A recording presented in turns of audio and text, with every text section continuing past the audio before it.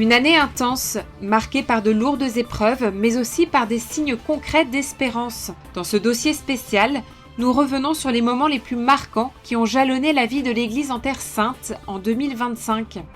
Événements, témoignages et initiatives pastorales racontent une foi qui continue de vivre et de résister au cœur des lieux saints. Depuis le cœur de cette terre, nous nous rendons ensuite à Bethléem, sur le lieu de l'apparition des anges au berger, où le frère Marcello Cicchinelli nous accompagne à la découverte du projet des chapelles. Un chemin né du dialogue entre la foi et l'accueil, déjà tourné vers les nouveaux développements attendus au début de l'année 2026.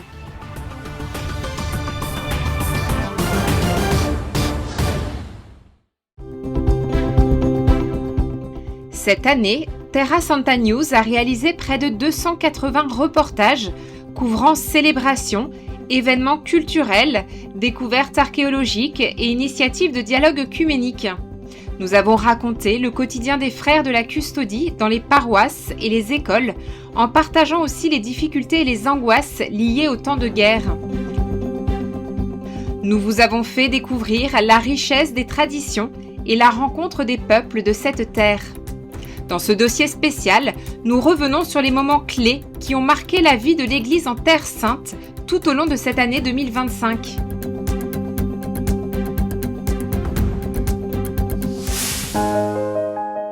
Lieux saints, mémoire, histoire et prière. En Terre Sainte, où saint François d'Assise arriva en 1219 pour se faire proche de Jésus, vivent aujourd'hui les frères franciscains, pèlerins au cœur de la province d'Outre-mer. Au cours de sa première année de mandat, le père custode, frère Francesco Yelpo, a célébré en juillet son entrée solennelle au Saint-Sépulcre. Entre chants et prières, il a commémoré la passion et la résurrection du Christ, appelant les fidèles à la prière, source de paix et d'espérance. À Nazareth, le custode a été accueilli par des enfants, des religieux, des scouts et des fidèles locaux. Dans le lieu du Oui de Marie, frère Francesco Yelpo a renouvelé son engagement à suivre la volonté de Dieu. À Bethléem également, il a conduit la procession depuis l'église Sainte-Catherine jusqu'à la grotte de la Nativité, priant pour la paix et la justice pour cette terre et pour le monde entier. Pour la première fois, en août 2025, le frère Francesco Yelpo a été accueilli sur le mont Tabor, où il a présidé l'Eucharistie avec la communauté chrétienne locale. En octobre, le custode a présidé la célébration à Capharnaüm. Malgré 2 années de silence imposées par la guerre, les fidèles sont revenus avec joie pour participer à la célébration, dans le lieu même où Jésus prêchait aux foules. Fin novembre s'est tenu le 5e congrès international des commissaires de Terre Sainte. La rencontre, ouverte au Cénacle, a réuni les délégués autour de temps de prière et d'échanges entre Jérusalem et Bethléem. Comme l'a souligné la visite des commissaires, qui a mis en valeur l'importance du travail précieux des frères et des sœurs à travers le monde, une délégation de jeunes Palestiniens de Cisjordanie a elle aussi porté son message de paix à Rome à l'occasion du jubilé. La joie et la foi de ces jeunes Palestiniens, accueillis par une étreinte internationale, ont apporté aux familles un soutien moral et spirituel précieux. Depuis plus de 800 ans, la custodie de Terre Sainte est présente en ces lieux pour soutenir les communautés locales, préserver la mémoire du message du Christ et témoigner de la parole de Dieu par la prière et le dialogue.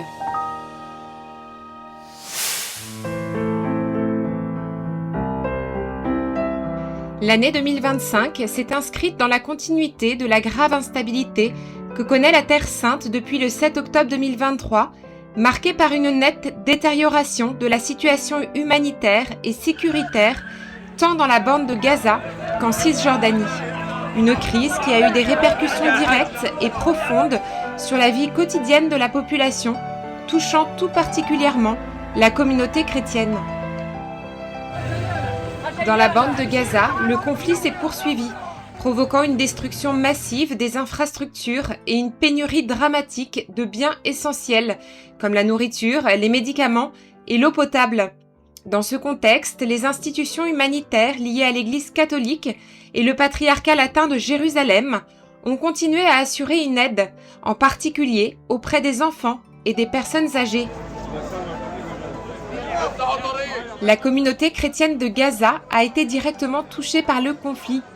De nombreuses familles ont été contraintes de se déplacer, tandis que d'autres ont trouvé refuge dans les églises devenues des lieux d'accueil. L'Église latine elle-même a été visée par des bombardements, provoquant des prises de position officielles des responsables des églises de Jérusalem, qui ont appelé au respect des lieux de culte et à la protection des civils, conformément au droit international humanitaire. En Cisjordanie, l'année 2025 a été marquée par une détérioration de la sécurité, avec de fortes restrictions à la liberté de circulation et une augmentation des attaques contre les villages et les propriétés. Les communautés chrétiennes n'ont pas été épargnées. Des épisodes de violence, comme ceux survenus à Taïbé, ont conduit les responsables des églises à effectuer des visites et à soumettre des rapports aux institutions internationales sur l'impact de ces attaques et sur leurs conséquences pour la continuité de la présence chrétienne. Bethléem a subi de plein fouet l'effondrement quasi total du tourisme, principale source de revenus pour des centaines de familles chrétiennes. Cette situation a eu des répercussions sur l'ensemble de la vie économique et sociale de la ville, la plongeant dans une crise grave et sans précédent. L'année 2025 n'a pas été une année isolée pour les chrétiens de Terre Sainte, mais constitue une nouvelle étape d'un long parcours marqué par des difficultés économiques, des problèmes de sécurité et des défis démographiques. Dans un contexte de faibles opportunités d'emploi et de crise prolongée, l'émigration est devenue pour de nombreuses familles une perspective bien concrète. Au cours des derniers mois de l'année 2025, de nouveaux signes d'espérance ont commencé à apparaître, avec l'illumination du sapin de Noël et la reprise progressive de l'activité touristique. Dans ce chemin fragile, la prière pour une paix juste et durable se poursuit, capable de mettre fin à une longue période de haine et d'ouvrir des voies de réconciliation et d'avenir pour tous.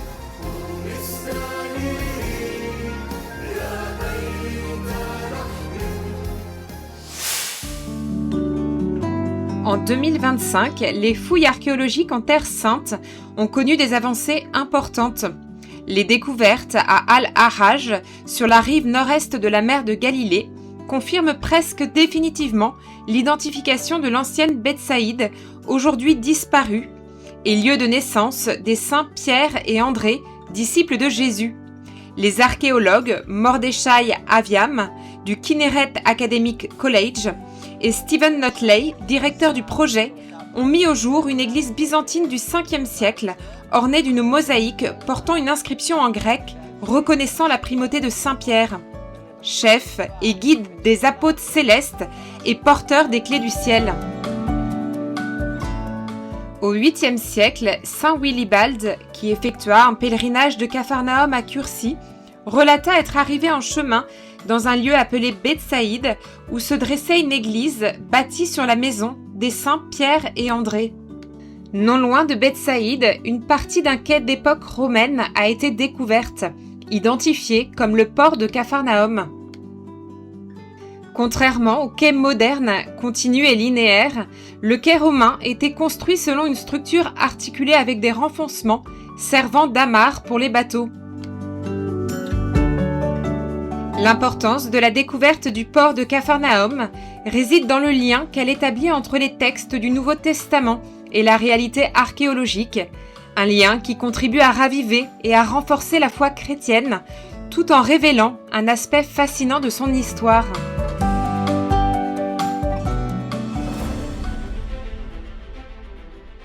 À Jérusalem, une nouvelle étude menée par l'autorité israélienne des Antiquités et l'Institut Weizmann des sciences a révélé qu'une crise climatique avait poussé les rois de Juda, il y a environ 2800 ans, à construire un grand barrage. Il s'agit du plus grand barrage archéologique de Terre Sainte, à l'origine de la piscine de Siloé. Le barrage atteint environ 12 mètres de hauteur, plus de 8 mètres de largeur et 21 mètres de longueur visible. Le livre de Néhémie mentionne la piscine de Siloé et le jardin du roi, indiquant que cette zone assurait un approvisionnement régulier en eau à la ville de Jérusalem, même après la destruction du premier temple et durant la période du second temple.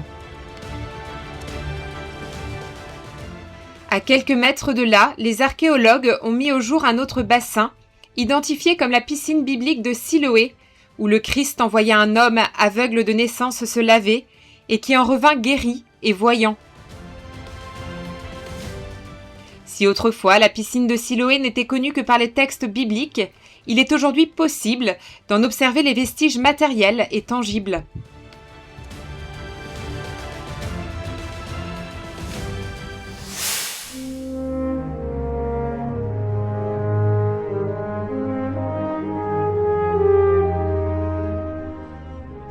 La richesse de la Terre Sainte réside dans la possibilité de célébrer les liturgies sur les lieux sanctifiés par la présence de Jésus, là où se sont accomplis les mystères de sa vie terrestre.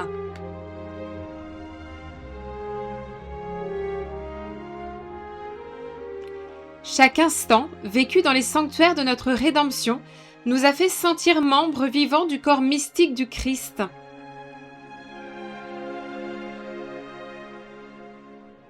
De l'écoute de la parole à la participation au Saint Mystère, nous avons accompli un chemin de grâce et de croissance spirituelle qui nous a unis en un seul cœur et une seule âme. Comme nous le rappelle le Sacrosanctum Concilium, la liturgie, dans le mystère de l'Église, est dotée d'une réalité visible et invisible, ardente dans l'action et dédiée à la contemplation, présente dans le monde tout en demeurant en pèlerinage sur cette terre. En elle, tout ce qui est humain est ordonné et subordonné au divin, en marche vers la cité future à laquelle nous aspirons tous.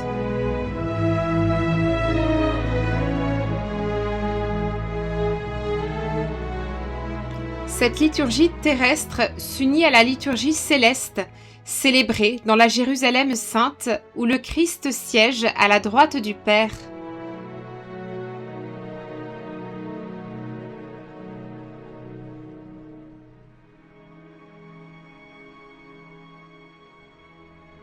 Nous attendons comme Sauveur notre Seigneur Jésus-Christ jusqu'à ce qu'il apparaisse dans la gloire.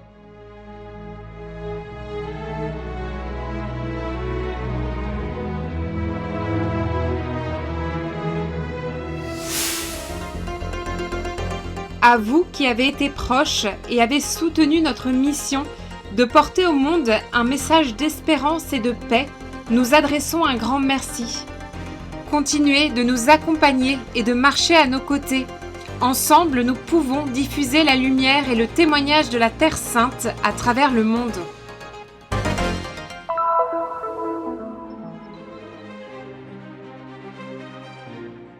À 4 km de la basilique de la Nativité se trouve le Champ des Bergers, lieu de prière qui rappelle l'apparition des anges aux bergers, à qui fut annoncée la naissance du Messie, sauveur du monde.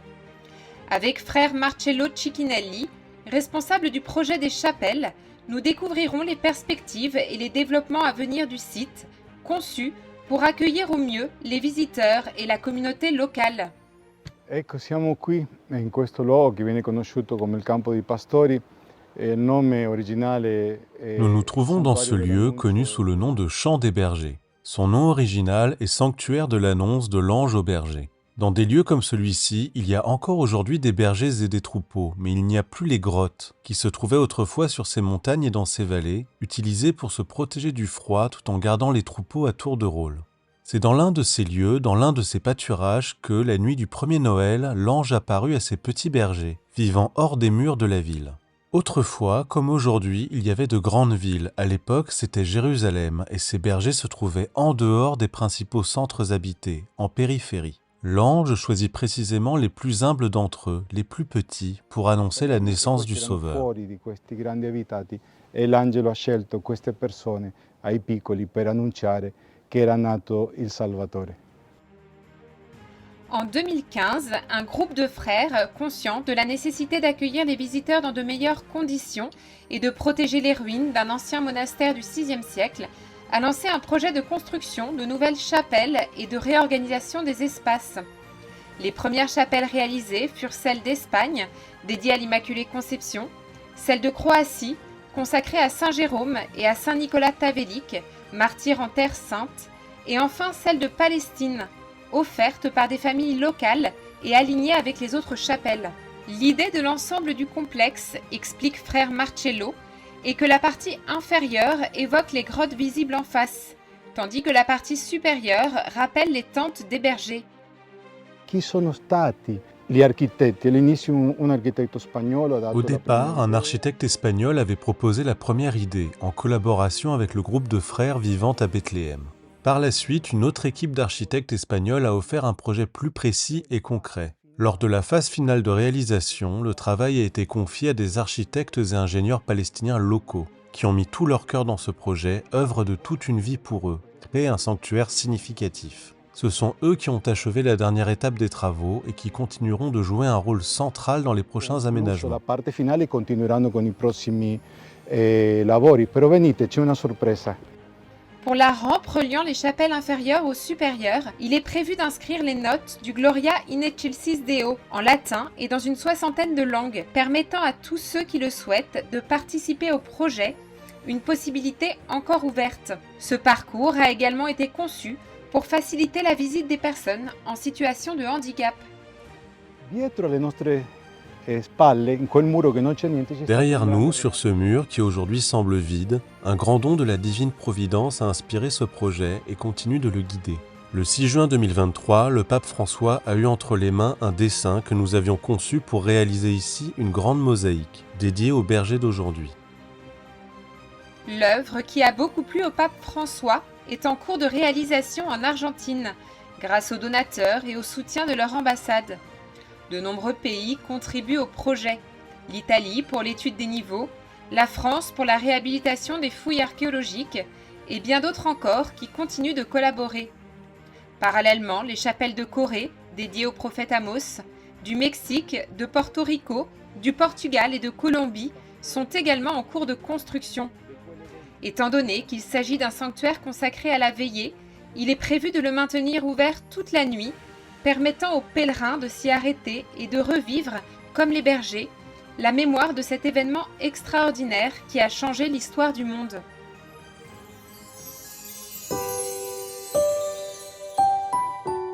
Cette esplanade sera aménagée pour accueillir des concerts, parce qu'il s'agit du sanctuaire du Gloria in excelsis Deo. C'est ainsi le deuxième lieu de pèlerinage le plus important de Palestine après Bethléem. En janvier 2026, tous les projets de l'archidiocèse de Cracovie et de son commissariat en Pologne reprendront, après avoir été suspendus à cause du début de la guerre. Un grand merci également aux États-Unis et à la Franciscan Foundation for the Holy Land, qui ont construit le centre d'accueil des pèlerins, qui disposera bientôt d'une salle audiovisuelle pour les visiteurs et les pèlerins. A questa tradizione dei frati di Terra Santa di portare avanti i santuari, curarli, costruire per accogliere i pellegrini, per far La sì tradition che- des frères de Terre Sainte consiste à entretenir les sanctuaires, à les préserver, à construire des lieux pour accueillir les pèlerins et à veiller à ce qu'ils restent autour des chrétiens, comme des pierres vivantes, des pierres de mémoire. Tout cela permet aussi de mieux louer Dieu et de rendre le culte plus vivant dans ce lieu où l'armée du ciel proclama « Gloire à Dieu au plus haut des cieux », annonçant ce premier Noël que nous célébrons chaque fois que nous venons ici.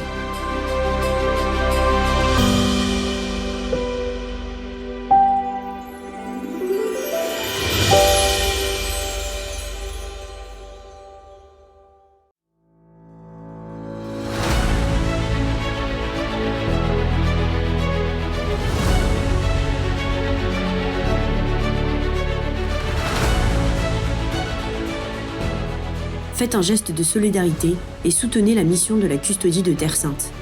Le Christian Media Center diffuse la bonne nouvelle du Christ en faisant connaître au monde la spiritualité des lieux saints et la vie des chrétiens locaux. Votre contribution nous aidera à porter toujours plus loin l'annonce du Seigneur ressuscité aux hommes et aux femmes de toutes les langues et de toutes les nations. Pour nous aider, il vous suffit de scanner ce QR code.